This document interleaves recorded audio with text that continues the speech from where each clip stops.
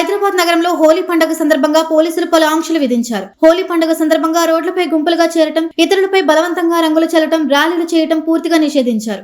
ఈ సంవత్సరం హోలీ పండుగ ముస్లింల పవిత్ర రంజాన్ మాసంలో అది శుక్రవారం రోజున జరగనుండటంతో మత సామరస్యాన్ని కాపాడేందుకు పోలీసులు ముందస్తుగా ఈ నిర్ణయం తీసుకున్నారు. మార్చి 14 ఉదయం 6 గంటల నుంచి 15 ఉదయం 6 గంటల వరకు మొత్తం 24 గంటల పాటు నగరంలో పలు ఆంక్షలు అమల్లో ఉంటాయని Hyderabad city police commissioner Avinash Mohanty వెల్లడించారు. నిబంధనలు అతిక్రమించే వారిపై పబ్లిక్ న్యూసెన్స్ కింద కేసులు నమోదు చేసి కఠిన చర్యలు తీసుకుంటామని ఆయన హెచ్చరించారు. రోడ్లపై గుంపులుగా తిరగటం, బహిరంగ ప్రదేశాల్లో బలవంతంగా ఇతరులపై రంగులు వేయటం చేయరాదని పోలీసులు స్పష్టం చేశారు. ఇలాంటి చర్యలు శాంతిని భంగం చేసే అవకాశం ఉన్నందున ఎలాంటి ఉద్రిక్తతలు చోటు చేసుకోకుండా పోలీసుల విభాగం ప్రత్యేకంగా బందోబస్తు ఏర్పాటు చేస్తోంది. మరోవైపు హోలీ రంగులతో ఇబ్బంది పడేవారు, ముఖ్యంగా వృద్ధులు, చిన్నపిల్లలు, మహిళలు ఇంట్లోనే ఉండాలని సూచించారు. ప్రజలందరూ తమ ఆనందాన్ని వ్యక్తపరిచేటప్పుడు ఇతరుల స్వేచ్ఛకు, మతాభిప్రాయాలకు గౌరవం ఇవ్వాలని, హోలీని శాంతియుతంగా జరుపుకోవాలని పోలీసులు విజ్ఞప్తి చేశారు. హైదరాబాద్ నగరంలో హోలీ పండుగ సందర్భంగా పోలీసులు పలు ఆంక్షలు విధించారు. హోలీ పండుగ సందర్భంగా రోడ్లపై గుంపులుగా చేరటం, ఇతరులపై బలవంతంగా రంగులు చల్లటం, ర్యాలీలు చేయటం పూర్తిగా నిషేధించారు.